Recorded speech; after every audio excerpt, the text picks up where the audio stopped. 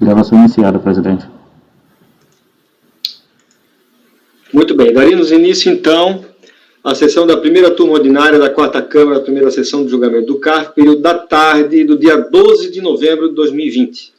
Estão presentes os conselheiros Cláudio Andrade Camerano, Daniel Ribeiro Silva, Nelson Kishi, Luciana Shihara Arcanjo Zanin, Wilson Kazumi Nakayama, Letícia Domingues Costa Braga, Mauritânia Elvira de Souza Mendonça e Luiz Augusto de Souza Gonçalves. Ausentes justificadamente o conselheiro Carlos André Soares Nogueira. Nós estamos julgando, vamos começar a julgar os processos da tarde do dia 12, nessa tarde do dia 11, tá ok? Adiantando alguns processos. Vamos dar início, então, com o item 80, porque os 78 e 79 foram retirados de pauta. O item 80, então, o conselheiro Nelson Kischel, Grain, Lanchonete Limitada. Pois não, é o processo 13.771.720, 146.261. Opção pelo Simples Nacional. Mas já adianto que o recurso é intempestivo. Então podemos matar rapidinho essa aí, Nelson. Vamos lá ver. Eu tenho que conferir porque eu não lembrava que tinha 2 intempestivos.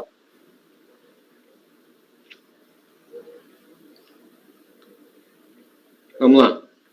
Deixa eu ver aqui, parece que tem que fazer uma análise aqui. Então, no conheço do recurso voluntário por perempção, a contribuinte alegou que a ciência da decisão recorrida teria acontecido. Aqui tem uma preliminar de nulidade, de intempestividade, né?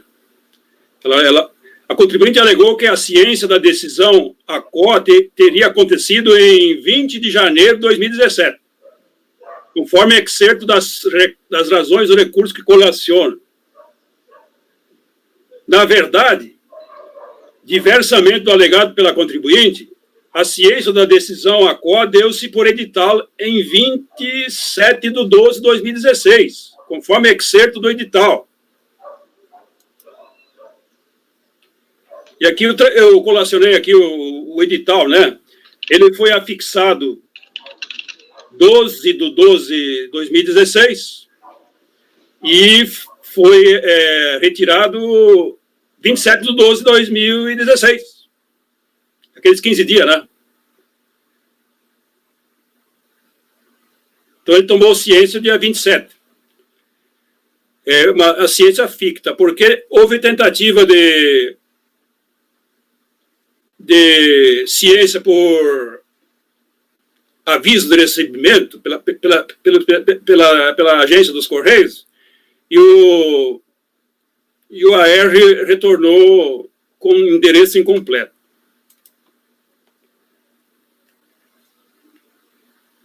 Eu até transcrevi aqui a parte do AR digital aqui, né?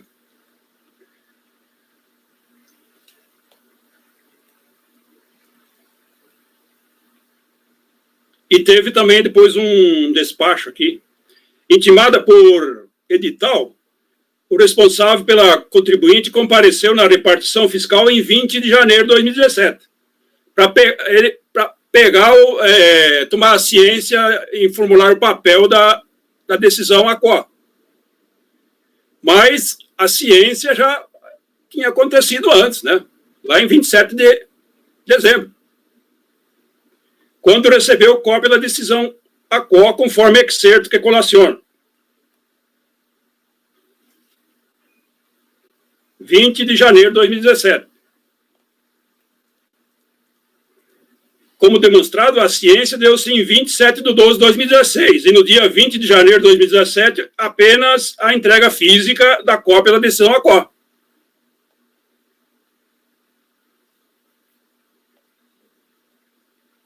Então, aqui eu transcrevi os dispositivos legais aqui, que tratam dos prazos, né? É do PAF, né? O artigo 33.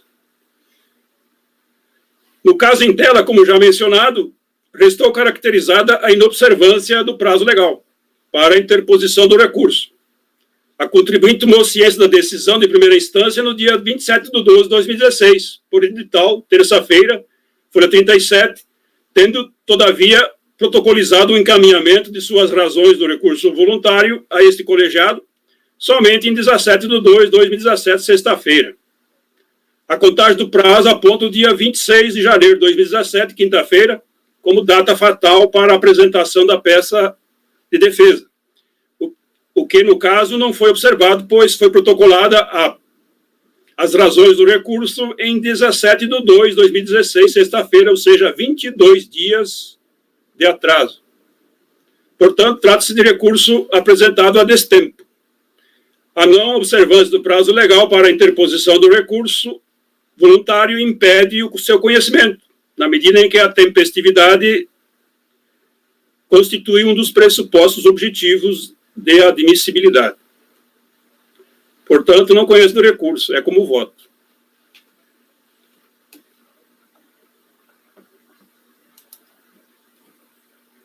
Doutor Daniel. Diga. Presidente, eu tenho aqui duas observações a fazer, né, que eu achei, quando eu abri, que eu fui ver a questão do AR, do endereço insuficiente, o que acontece? Se você olhar aí o demonstrativo que foi no envelope de postagem, tá? Tem aí também no próprio e-processo, envelope de postagem, se você clicar aí, você vai ver que, na verdade, o que me chamou a atenção foi ter um despacho emitido pela própria Receita para o contribuinte dizendo que ele está tomando ciência naquele momento. Se isso não geraria uma dúvida na cabeça do contribuinte quanto ao termo de início de contagem, tá? Porque se ele vai até a Receita para obter a cópia e a Receita dá um termo de ciência da decisão, se essa ciência já aconteceu, isso gera uma dúvida no contribuinte, tá? Porque ele deveria dar um termo de vista, ou entrega de cópia, qualquer coisa nesse sentido. Então, isso, ao meu ver, já geraria uma dúvida para a gente discutir a questão da tempestividade. Mas tem outro ponto aqui, que o envelope de postagem do contribuinte, ele está com o endereço incompleto. Está faltando o número da quadra. Se você olhar o envelope de postagem, você vai ver lá quadra e não tem número.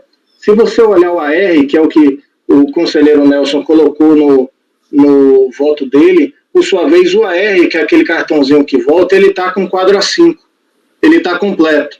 Então, o endereço do envelope de postagem, ele foi postado com o endereço incompleto do contribuinte, tá? Então, assim, para mim está claro que teve um erro na emissão desse endereço. Eu conferi também o endereço aqui no cartão do CNPJ, é o mesmo, o endereço no termo de reparcelamento. E aqui me parece que, além disso, superado isso, tem uma questão de fundo, que é a questão do parcelamento do débito que estava inscrito na PGFN, que teria sido feito dentro do prazo, né? Então, assim, diante dessas situações aqui, tanto do erro no endereço no envelope de postagem, quanto também do despacho de termo de ciência do acórdão, eu entendo que o recurso deva ser conhecido. Tá? Queria levantar esse ponto aí para discussão e para debate. Interessante.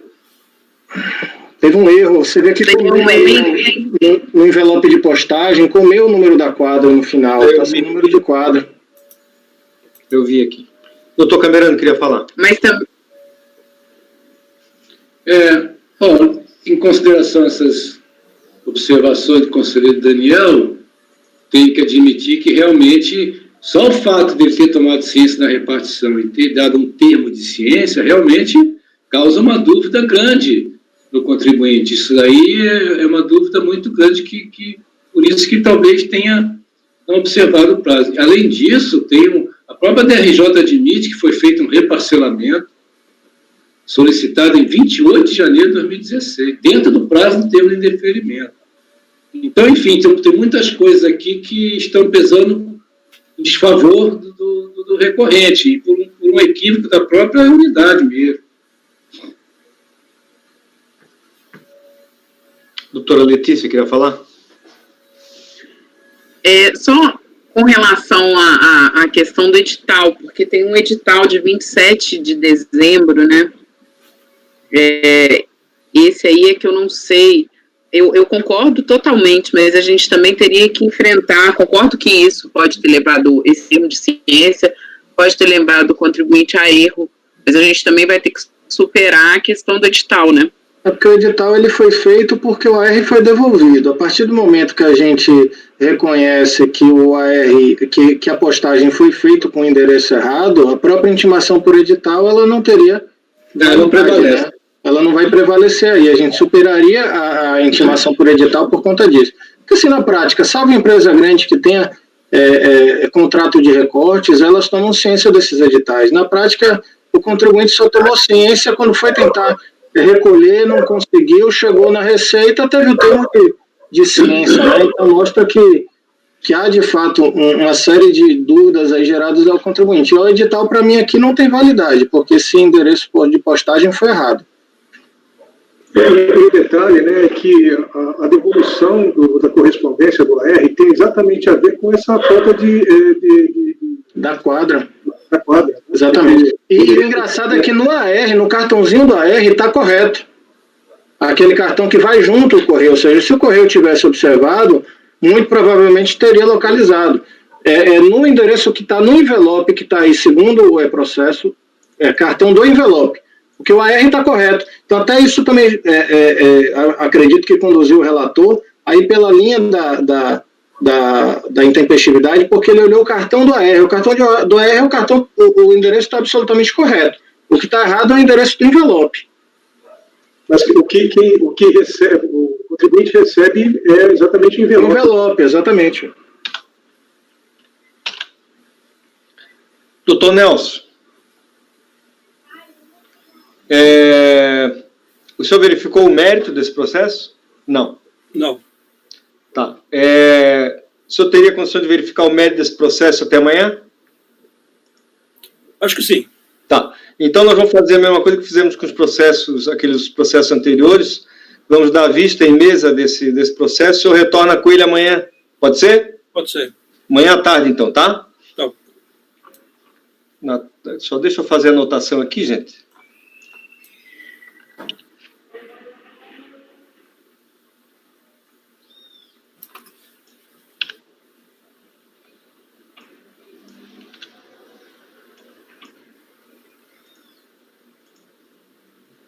E o engraçado também é que nesse próprio termo de ciência tem uma observação manuscrita de algum servidor dizendo que foi por engano aquilo, mas, ou seja, mostra que realmente houve um erro da unidade. Tanto que juntou no processo ciência, outros, ciência por engano.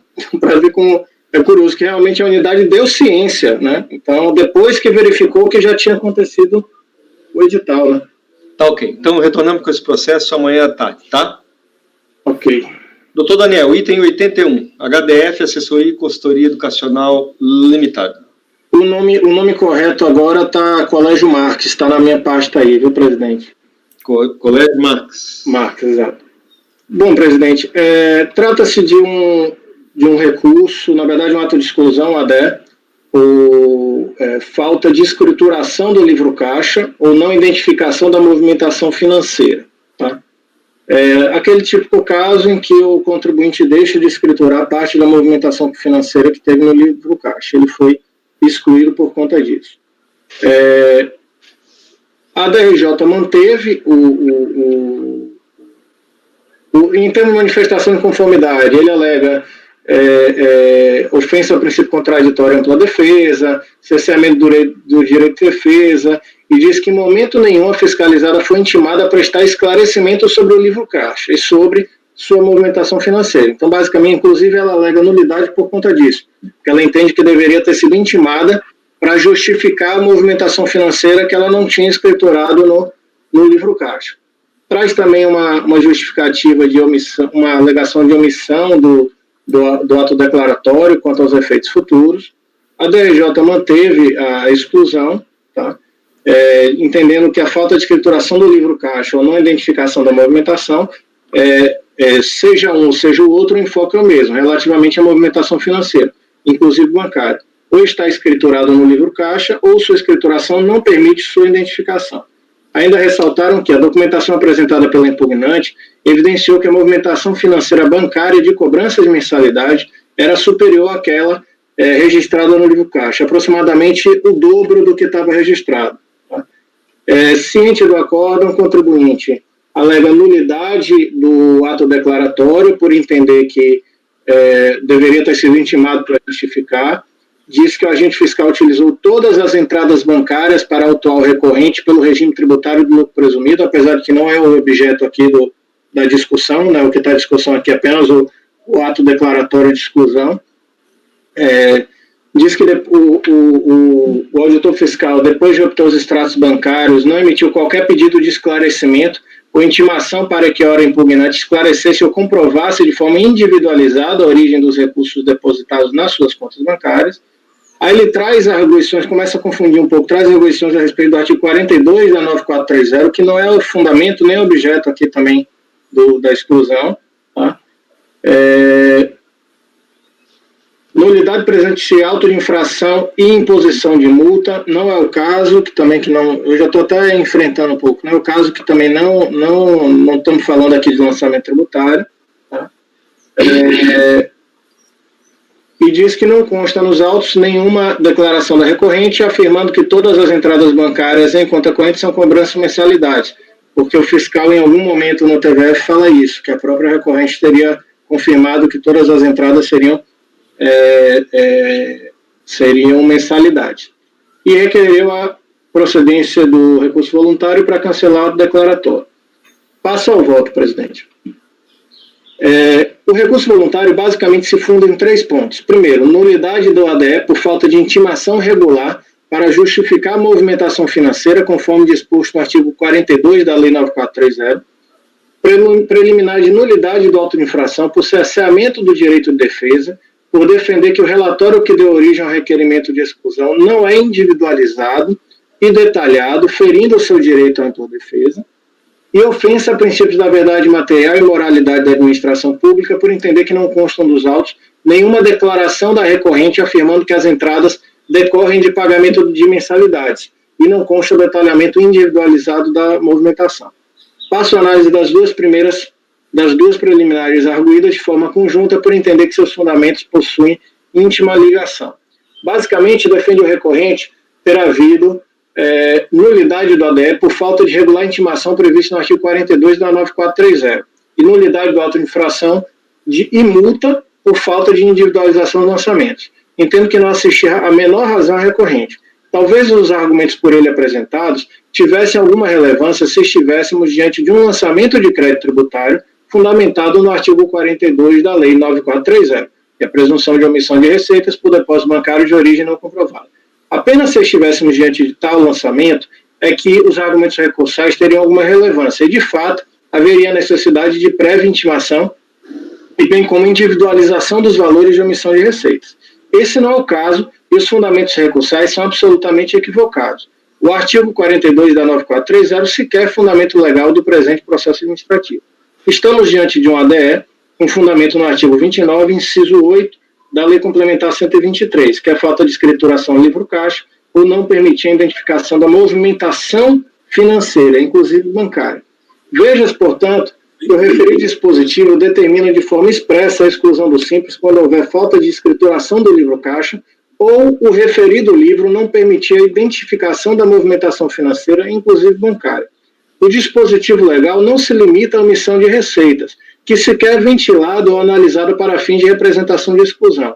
A conduta tipificada e punida com exclusão é a falta de escrituração do livro-caixa ou sua escrituração irregular, de forma que não reflita a correta movimentação financeira e bancária do contribuinte. No presente caso, entendo que as duas situações ensejadoras de exclusão aconteceram. Explico. A representação para a exclusão é bem clara ao dizer que o livro-caixa apresentado pela contribuinte não atendia aos requisitos legais e formais para sua viabilidade. Trata-se de um documento de 6 lados, produzido unilateralmente, não encadernada e não assinada por ninguém, nem sócio, nem contador. Trata-se de documento apócrifo. A existência do livro-caixa, como alega a recorrente, depende necessariamente da satisfação dos requisitos formais para sua validade. Ter um livro como apresentado pelo contribuinte equivale, para efeitos legais, ao mesmo que não tê-lo. Tal documento não pode ser oposto contra o fisco. Isso, por si só, já seria fundamento suficiente para a exclusão proposta. Mas a fiscalização foi além. Ela também promoveu a análise da movimentação bancária do contribuinte, registrada no alegado livro caixa, declarado no PGDAS e constante no extrato bancário. A conclusão irrefutável a que se chegou foi a de que, mesmo que se considerasse como válido o referido livro, a movimentação financeira e bancária não foi por ele escriturada, o que nos leva à segunda causa de exclusão, também insuficiente por si só. O contribuinte apenas registrou o equivalente a 56% dos efetivos ingressos. Aí eu trago a planilha aqui que foi feita pelo fiscal. Estamos diante de uma diferença de 2.800.000 de movimentação financeira que deixou de ser registrado e declarado. Assim, o contribuinte, de forma clara e irrefutável, cometeu as infrações de não escriturar livro caixa, pois irregular e inválido, e mesmo que o documento apresentado em cotejo com os extratos bancários comprova a falta de identificação do referido documento da correta movimentação financeira do contribuinte. A existência de prévia intimação eventual maior individualização dos valores é absolutamente dispensável, vez que não estamos diante do lançamento de crédito tributário, mas sim de ADE. Assim, não houve nenhuma nulidade ou cessamento de direito de defesa do contribuinte, que entendeu de forma clara a motivação da exclusão e optou por fazer sua defesa genérica, sem sequer trazer uma observação específica ou refutar de forma concreta a movimentação bancária não registrada e declarada. Face ao exposto, não acolhe as preliminares arguídas. No mérito, o recorrente alega, de forma absolutamente genérica, ter ocorrido ofensa aos princípios da verdade material e moralidade da administração pública, por defender que não constam dos autos nenhuma declaração da recorrente, afirmando que as entradas decorrem de pagamento de mensalidade, e não consta detalhamento individualizado. De fato, consta da representação para exclusão que o contribuinte teria afirmado que os créditos constantes dos extratos bancários, como 624, cobrança, correspondem às mensalidades recebidas. Por sua vez, também não localizei nos autos a resposta do termo de intimação fiscal, onde o contribuinte teria feito essa declaração. Entretanto, isso é absolutamente desnecessário e dispensável para a configuração das hipóteses de exclusão.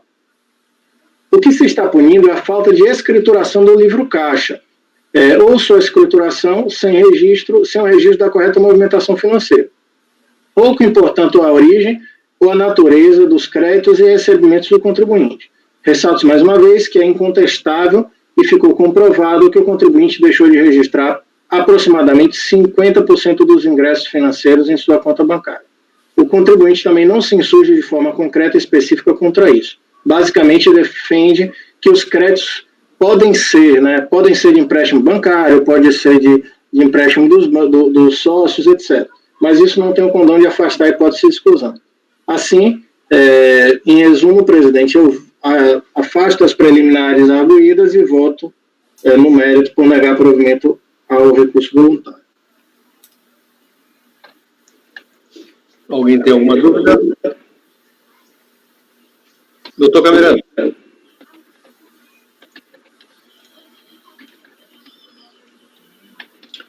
Acompanho o relator, presidente. Doutor Nelson. Voto com o relator. Doutor Luciano. Acompanho o relator, presidente. Doutor Wilson. Acompanho o relator, presidente. Doutora Letícia. Com o relator, presidente. Doutora Mauritânia. Acompanho o relator, presidente. Então, temos por unanimidade de votos negar provimento ao recurso voluntário. Item 82, conselheiro Nelson. Dimone, indústria de artefatos de couro limitada. Dimone, qual é o número aqui? Deixa eu ver. 82, é o 2011-13, final.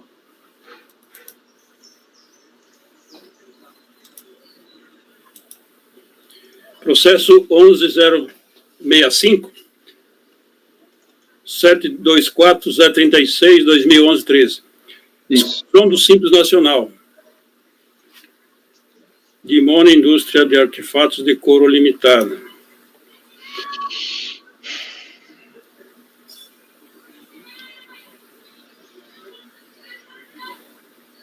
Bom, aqui trata-se de uma desistência do recurso.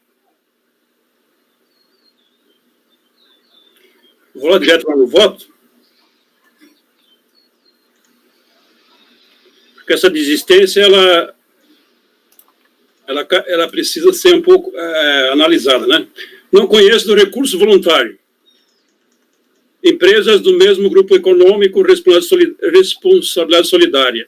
Conforme é relatado, a pessoa jurídica Estampa Artefatos de Couro Limitada, relativamente ao ano calendário 2008, regime do lucro presumido, e a empresa Dimone Indústria e Artefatos de Couro Limitada, optante pelo regime especial unificado de arrecadação de tributos e contribuições,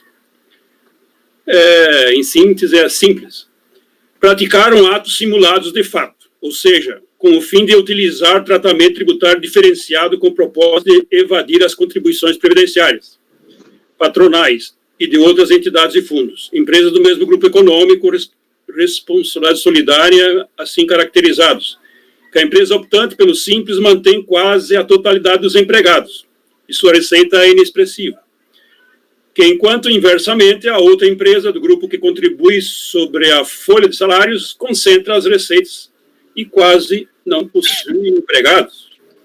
Ainda, ambas as pessoas jurídicas estão estabelecidas no mesmo endereço, inexistência de separação física, mesmo na área produtiva. A Estampa terceirizou atividades fim para a Dimone. As guias de recolhimento do FGTS e informações da Previdência Social, GFIPS, foram transmitidas pelo mesmo endereço do IP, constando como contato a mesma pessoa. Assinatura e carimbo da senhora Orley, responsável pela área de recursos humanos da Estampa, aparece nas rescisões da Dimone. Comprometimento desproporcional das receitas da Dimone com os custos e ou despesas de pessoal, enquanto na Estampa a situação é inversa, comprometendo apenas 3,32% das despesas de pessoal e outros custos. Nas demonstrações financeiras contábeis apresentadas pela Dimone não consta nenhum bem do ativo não circulante, sendo todos os equipamentos utilizados de propriedade da Estampa, que se responsabiliza por sua manutenção. Há relação de parentesco entre os sócios da Estampa, das empresas, e os sócios da Estampa ocupam cargos de direção da Dimone. A Estampa Artefato de Couro Limitada. Nelson, Oi. Só um momentinho que a Letícia saiu. Caiu o sinal dela, só um momentinho. Esse caso aqui, conselheiro, pelo que eu li aqui do voto, ele pediu desistência porque optou por pagar, não é isso? Ele fez parcelamento, né? Mas ele fez a opção e pediu a desistência, né? Acho que não seria nem caso da gente... Porque é o seguinte... É ato unilateral dele, né? A partir do momento que ele pediu a desistência, já foi. Mas houve pedido expresso de desistência? Ele está aí no voto dele. Está copiado e colado, por isso que eu estou perguntando. Só que eu queria frisar isso para ficar caracterizado direito, né? Porque claro, vamos esperar a Letícia chegar, mas aqui, porque existe um pedido de desistência que está assim consignado. Dimone Indústria de Artefatos, é a folha 15, nos autos do processo 2011-13, que é aqui o processo em tela. Vem através do presente manifestar sua desistência, bem como homologação do presente pedido, ao recurso voluntário ingressado neste colegiado em 10 de setembro de 2013, por ter optado pelo pagamento do tributo ao amparo da medida provisória número 783/2017. Isso aqui é o caso de tirar para o despacho. Exato, não era nem para ser distribuído. Passou por aí, né? Então, apenas eu fiz essa conexão entre as duas empresas para dizer, né, que... Eu acho, Nelson, que ele não precisava perder nem muito tempo com esse processo. Já existe o pedido ali de desistência expresso, entendeu? Eu adiantaria isso aí, iria direto lá para o teu voto. Eu acho que, por despacho, já deveria ter resolvido isso. Mas, enfim, já que estamos aqui, matamos de uma vez e vamos embora, tá? Certo. Vai direto lá pro voto e vamos... faz referência exata ao pedido de desistência expresso e vamos tocar. Porque ela não foi assim enfática, né, do que ela estava desistindo, né? Mas ela está desistindo deste processo. Uhum. Né? Para mim tá claro, está tranquilo. Aí, com base no artigo 70, na portaria 343 de 2015, que é o RICARF nosso, de 2015, né? Uhum. Anexo 2, artigo 78 e parágrafos, realmente a desistência será manifestada em petição, etc., de parcelamento, confissão irretratável de dívida, e implica a desistência do pedido do recurso, né? Como já dito, a adesão a parcelamento de dívida no processo principal implicou confissão irretratável de dívida, desistência do recurso e renúncia do direito sobre o qual se fundou o recurso interposto pelo sujeito passivo do processo reflexo, porque esse aqui é um processo reflexo, né? Okay. Tem outro processo principal, né? Ok. Então, volta pelo não conhecimento do recurso. No processo principal lá, ele está parcelando o débito. E aqui, aquele débito que gerou esse processo aqui ele prejudicou esse processo aqui, né? Prejudicou esse processo porque ele parcelou lá e ele teve que também desistir desse processo. Ok. Doutor Camerano. Acompanhe, presidente. Doutor Daniel. Acompanho, presidente. Doutora Luciana. O microfone, Luciana. Acompanho, presidente. Doutor Wilson. Acompanho. Doutora Letícia. Acompanho. Doutora Mauritânia. Acompanho, presidente. Então, temos por unanimidade não conhecer do recurso nos termos do voto do relator. Item 83, conselheira Luciana, BCS1 Centro Automotivo.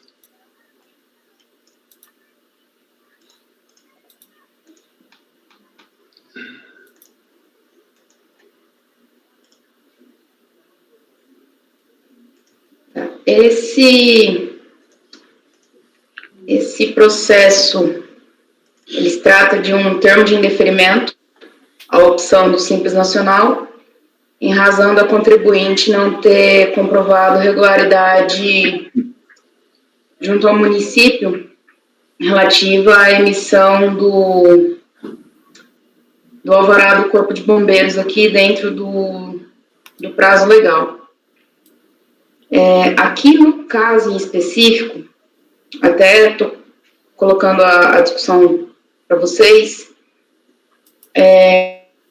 eu estou, a princípio, né, estou dando procedência ao recurso, estou entendendo como erro excusável essa questão da demora do contribuinte, ela está representada em conforme relatado aqui, ele precisava ter comprovado, né, essa regularidade para solicitar o ingresso no Simples Nacional até o dia 24 de abril de 2017.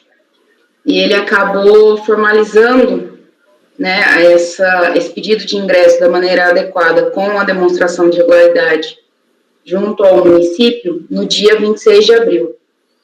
No recurso, por isso intervalo de 2 dias, no recurso ele faz todo um arrazoado aqui, demonstrando, né, que ele teria tido problemas na obtenção desse documento em razão de greve do Corpo de Bombeiros, em razão de alguns problemas operacionais aqui junto à secretaria, né, do município, e que ele só teria conseguido efetivamente esse documento às vésperas do vencimento do prazo.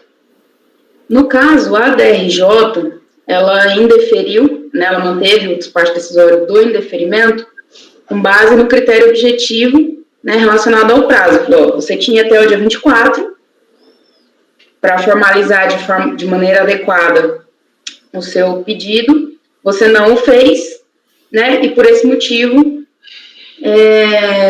eu não entendo, não vejo razões para informar o despacho decisório.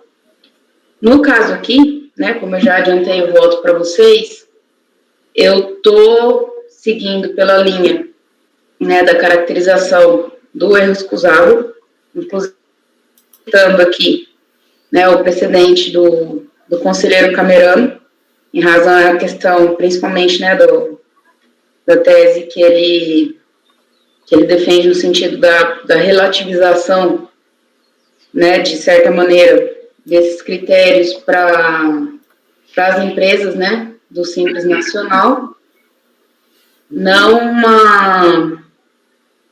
uma relativização de maneira tão elástica, mas em razão dos aspectos finalísticos, né, do Simples Nacional, eu estou entendendo que diante da situação posta, né, restou demonstrada a boa-fé do contribuinte em tentar sanar essas irregularidades e buscar se adequar às exigências do Simples Nacional da maneira como a legislação o obrigava, né, e efetivamente ele fez a regularização, obteve lá junto ao município todas as certidões das quais ele precisava, só que ele acabou só implementando esse pedido, né, ultrapassados esses 2 dias aí. Então, o meu voto é conhecer, né, o direito do contribuinte à adesão ao Simples Nacional a partir de janeiro de 2017. Muito bem. Doutor Daniel. Só para esclarecer, na verdade, eu olhei aqui os autos, eu não sei nem se seria caso de erro excusável, seria realmente de impossibilidade de cumprimento no prazo por motivo alheio, né? Na verdade, ele teve a boa-fé, ele disse que e realmente alegou que teve greve no período no serviço municipal, ele protocolou petição informando que é uma coisa que não acontece na greve, né? Ele peticionou lá no município do Rio dizendo que ele tinha prazo, tá? Ele fez um primeiro pedido de inclusão no Simples em 7/3 de 2017, não, peraí. Em 22/3 de 2017, ele peticionou na Receita explicando a situação, que não estava conseguindo.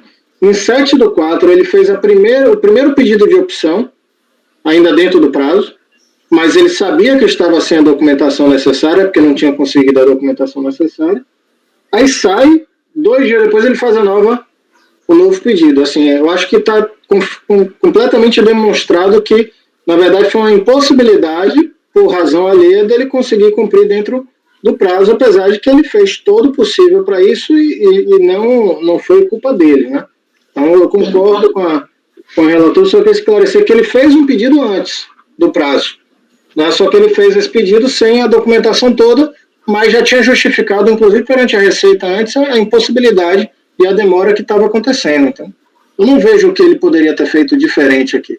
Só não acho que seja erro excusável, acho que é mais pela questão da impossibilidade de cumprimento, né, ou da boa-fé e da impossibilidade de atuação diversa aí do que ele fez. Ele foi, na verdade, bem diligente nesse caso aí. Ele não foi daqueles que pedem, ficam lá esperando, não. Ele prova que ele diligenciou para tentar cumprir o requisito.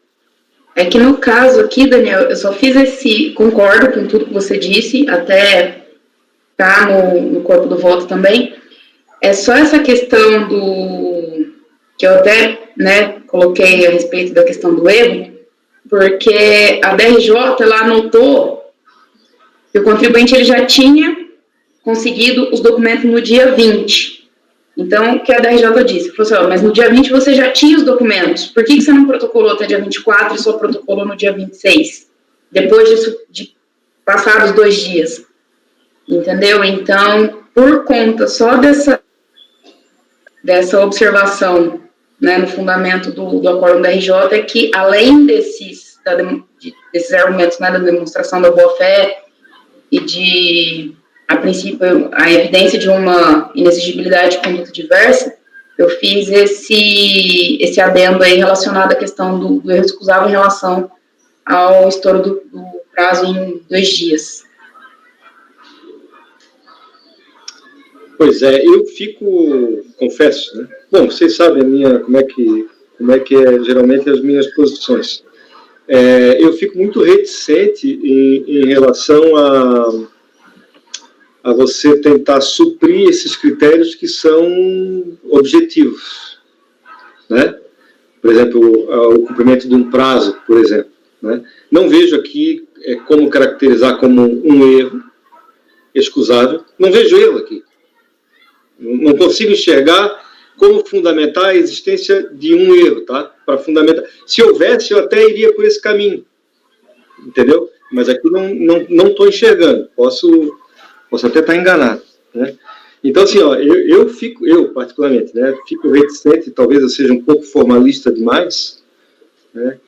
Fico meio reticente a superar, tá, esse tipo de falha aqui, de problema aqui, com base nesses critérios, tá? Enfim, eu concordo com o Daniel, existe aí uma boa-fé caracterizada, né?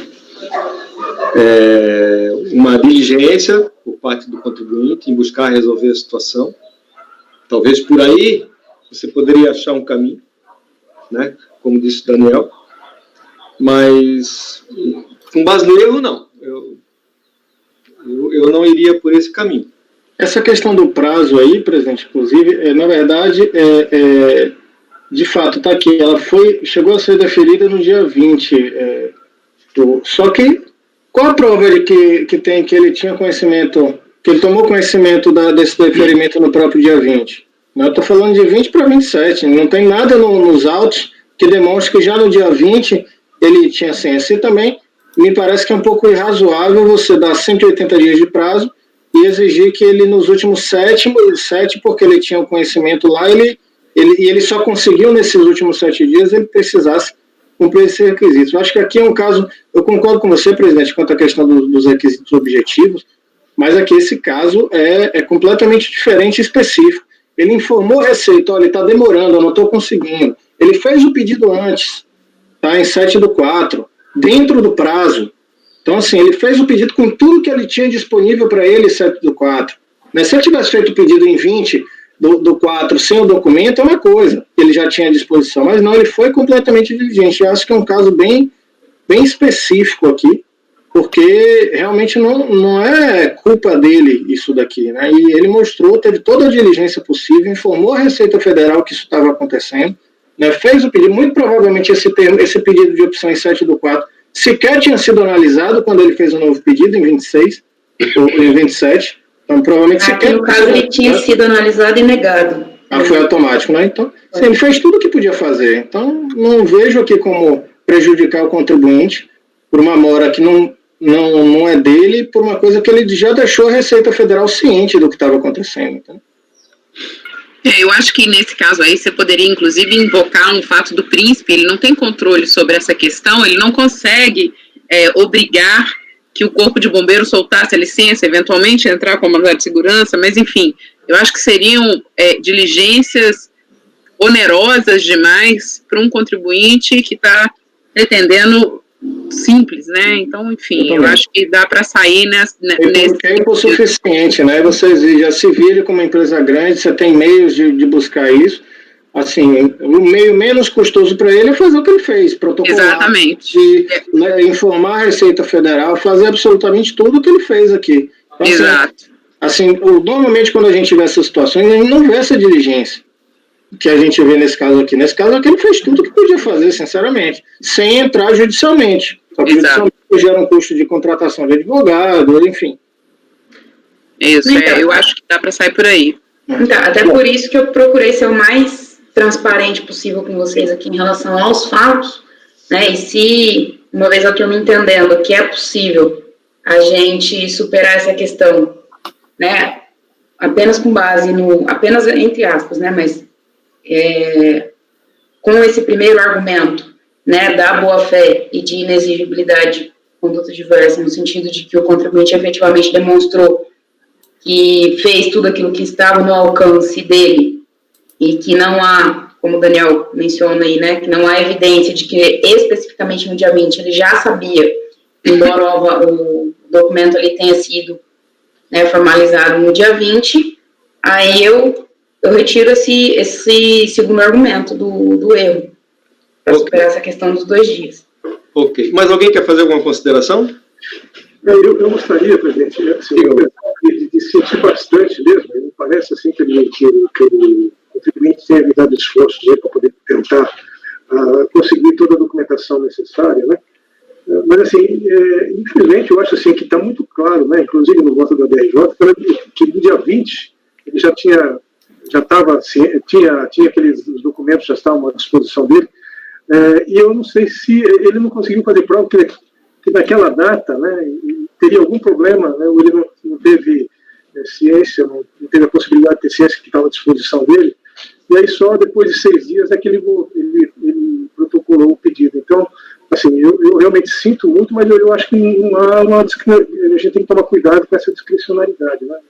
Infelizmente, apesar de ter entendido que ele tenha feito esforço anterior, infelizmente, para mim, eu acho que não dá para poder estar abrindo esse tipo de flexibilidade aqui nesse caso. Ok. Podemos passar a votação? Doutor Camerano. Então, senhor presidente, todos vocês já sabem minha posição mais ou menos sobre essas empresas de simples. A Constituição Federal, ela dá tratamento diferenciado. Não é só um tratamento tributário, não. Não é só porque é um tratamento tributário. Essas empresas têm que ser vistas com outro ângulo. Hoje, aumentaram muito o limite financeiro para ingressar no Simples Nacional. Houve uma certa deturpação aí com relação aos limites. A ideia eram empresas pequenas, entendeu? Quase artesanais, né? Que possibilitavam assim, um regime simplificado. Hoje a coisa cresceu tanto hoje. Hoje nós temos empresas simples com um departamento jurídico, mas a grande maioria não tem. Eu não vejo nada que, sim, nesse caso aqui, houve uma série de situações que não permitiram que ele apresentasse os documentos dentro dos 30 dias do termo de deferimento. É isso? É isso? Não, nesse caso, bateu o prazo de 180 dias do CNPJ. Isso. Porque é 180 ou 30 dias do deferimento, né? Um ou outro. Aí ele estava tentando esse período todo, desde o início do CNPJ, né? Então foi o prazo de 180 dias. Ele estava dentro do prazo de 30 dias do deferimento, só que já tinha batido os 180. Tá. Eu tinha entendido de uma outra maneira, tá.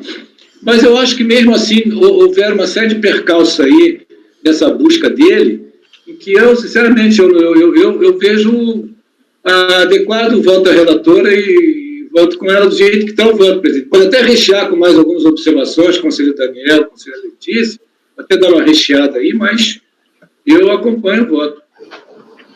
Muito bem. Doutor Daniel. Como eu já manifestei, eu acompanho, eu só com essas observações que eu fiz aí para a doutora Luciana, de repente, alterar e acrescentar, porque eu acho que não é propriamente a questão do erro, tá, de responsável, e acompanho e concordo com as palavras do mestre aí, Camerano, né, que conhece essas empresas do Simples desde o início. A Constituição traz a necessidade de um tratamento diferenciado, então, assim, a gente tem que, de certa forma, flexibilizar e interpretar da melhor forma a legislação e interpretar conforme com a Constituição. Eu tenho 2 prazos, 30 dias, se ele tivesse descumprido os 2 prazos, ou seja, recebeu e passou 30 dias do deferimento e também não deu entrada, aí eu até pensaria 2 vezes em seguir o voto. Mas não, ele cumpriu o prazo que ele pode cumprir, né? Ou seja, dentro do prazo de 30 dias. Por que a lei fala de 30 dias a partir do deferimento? Porque é um prazo razoável para você fazer isso. Aí a gente está exigindo agora que do dia 20 para o dia 22 seja um prazo razoável para ele fazer isso, sendo que ele está esse período todo de 180 dias lutando comprovadamente para conseguir a licença, né? Então, assim, e eu acho que é um caso muito específico. Eu tenho posições não tão flexíveis a respeito disso do que o doutor Camerano, tá? Eu tenho uma posição mais mediana, principalmente nessa questão de cumprimento de prazo, existência de débito ou não. Eu acho que é muita questão casual mesmo, do caso fático, mas esse caso aqui, para mim, não teria outra coisa para o contribuinte fazer além do que ele fez. Tudo que ele podia fazer ao invés de entrar no judiciário, ele fez. E nosso presidente do STF, essa semana mesmo, estava criticando o excesso de entrada no judiciário, né? Então a gente precisa aí acatar também as recomendações dele e evitar transbordar o judiciário com uma questão dessa que seria, que sinceramente isso daqui no judiciário certamente vai ser deferido, porque é irrazoável isso daqui que aconteceu com o contribuinte. Então acompanho a relatora. Muito bem. Doutor Nelson. Presidente, eu também entendo que deve-se mitigar esse rigorismo, aí, esse formalismo, né? E então eu acompanho o voto. Tá ok. Doutor Wilson. Eu, assim, apesar de entender todos os posicionamentos, né, dos colegas, entender que assim, a gente tem que estar tendo um olhar um pouco diferenciado em relação às empresas, porque ela não tem a capacidade das empresas grandes, né?